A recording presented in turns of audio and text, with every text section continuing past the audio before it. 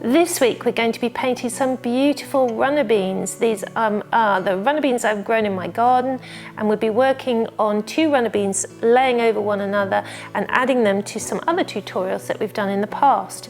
You don't have to add it to an old tutorial, but it's quite nice to make up a lovely composition. This week's project will be also a really good exercise in mixing green and building up texture and layers of colour.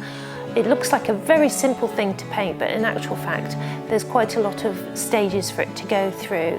So you give this tutorial some time and maybe add it to your lovely portfolio of beautiful painting.